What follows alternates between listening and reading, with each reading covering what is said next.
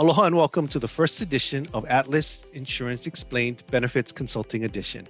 I'm Jason Chang, Business Development Manager, and I'm here with Assistant Vice President Tina Ledger to answer a few questions about the new American Rescue Plan Act that has recently passed through legislation and how it affects COBRA. So Tina, can you summarize the COBRA subsidy provisions of the American Rescue Plan Act? Sure. For the purpose of this conversation, I'll call the American Rescue Plan Act the ARPA for short. So the ARPA COBRA Premium Subsidy provides premium assistance for employees or former employees who have lost coverage due to a reduction of hours and involuntary termination since November 2019. The COBRA subsidy provision covers 100% of the COBRA premiums between April and September 2021. Eligibility, of course, varies based on the date that coverage was lost. So for example, if an employee lost coverage in November 2019, they will only be eligible for 1 month or April 2021 under the COBRA subsidy.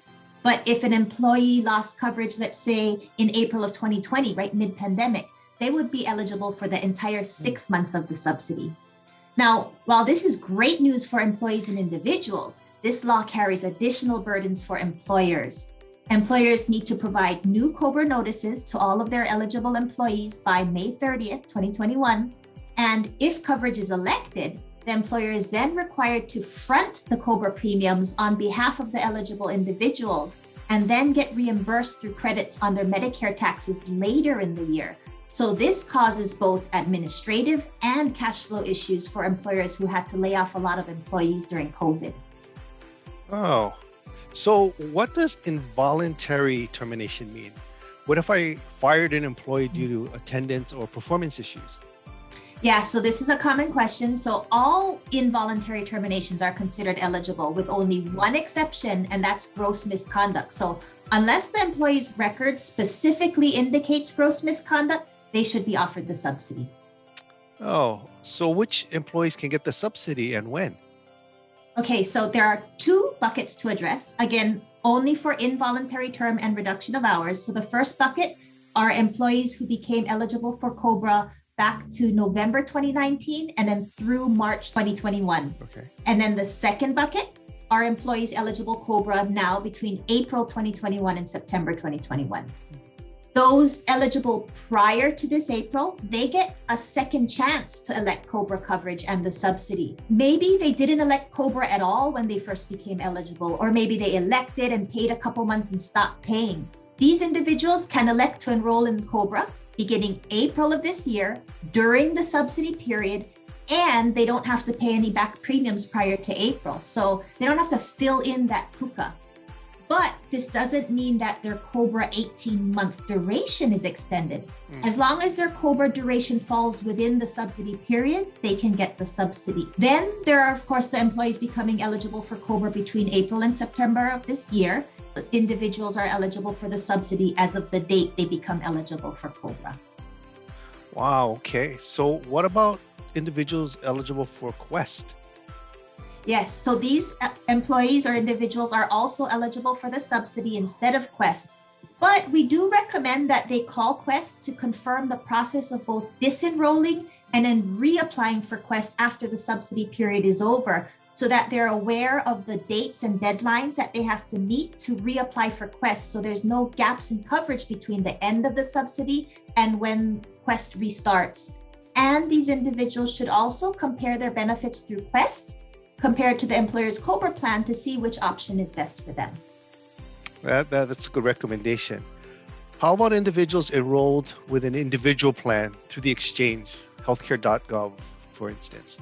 Yeah, these individuals are also eligible, so they can terminate their exchange coverage during the subsidy period. And the end of the subsidy will trigger what's called a special enrollment period, or SEP, so that they can enroll back into the exchange plan and then apply for premium assistance as of that date.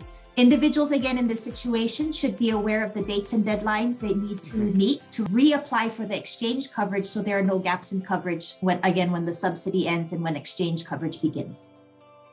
Okay, that was who's eligible. So which employees are not eligible for the subsidy? So individuals not eligible for the subsidy include those who voluntarily separated for employment. So if they quit, they're not eligible. They resign, those are not eligible, nor are those that since regained employment and are covered again under the employer's plan or Medicare. Because they have other coverage now, they're not eligible. Okay. So what benefits does the subsidy apply towards? What if I offer voluntary coverage such as dental? The subsidy applies to any coverage that you would normally offer COBRA for. So this includes medical, drug, vision, dental. Even if it was offered as employer paid or voluntary, it doesn't matter. As long as there is a loss of coverage triggered by the involuntary term or reduction of hours, you must offer the subsidy. We do know, though, it's not applicable to flexible spending accounts. Okay. So the subsidy is a great thing. What do employers have to do? Ooh, this is a doozy. It's going to be a long answer. There's a lot they actually have to do. So first, the employer should make a list of all employees who became eligible for COBRA between November 2019 all the way to current. And why November 2019? Again, because if someone became eligible back then, had they elected COBRA, they would still be eligible for their 18th and final month of COBRA coverage in April 2021. Now, this list should include the employee's name, the month they became eligible for COBRA, the reason for their loss of coverage, and their last known address. Then the employer would need to remove from the list anyone who lost coverage due to voluntary termination. Again, they quit, resigned, or retired. And the employer can also remove anyone who has since come back to work and are back on that employer's plan and covered again under the group health plan. Once we have that list culled down, the individuals who are still on the list, the employer has to prepare the new notices to send out. There is an extended elections period notice that must be sent to employees who are eligible for coverage prior to this April. And then these notices must be sent out by May 30th. Then there's the new COBRA general election notice for those eligible between April and September of 2021. And these notices must be sent out within the normal COBRA deadlines. And what these notices do is they explain the ARPA law and the individual's right to elect coverage and their deadlines and what they have to do to elect the coverage. Included with these notices, there's a second notice that has to be included, and this is called the Summary of Provisions Notice. And this includes the form which allows the employee to acknowledge that, yes, they are eligible for the subsidy and that they would like to apply for it. These model notices can be downloaded from the dol.gov federal government website. Wow, that is a lot. It's a good thing people are going to hit pause and can hit replay after that. That's quite a bit. So what happens if someone returns the forms and wants the subsidy? So if the employer receives that election form and that request for treatment as an assistance eligible individual form, they have to send their enrollment information with the premium payments to the applicable carriers and then continue those monthly payments through September or the end of that person's COBRA duration, whichever is shorter. Then the employer must also send a notice to that subsidy eligible individual to warn them that the subsidy is going to end soon and that they have the option to continue COBRA, but at their own cost.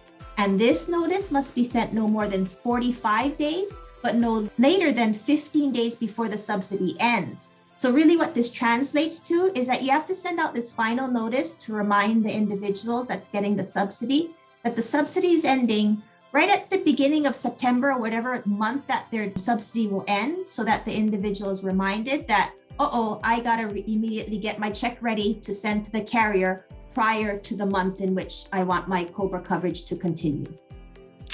Wow. Well, mahalo, Tina.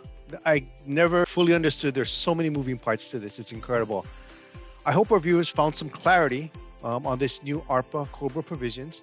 If you'd like to learn more or have questions, please email us for myself, jchang @atlasinsurance.com, or you can email Tina at tledger, Leger, @atlasinsurance.com. Thank you for joining us. Please stay tuned for more episodes of Atlas Insurance Explained Benefits Consulting Edition. Mahalo.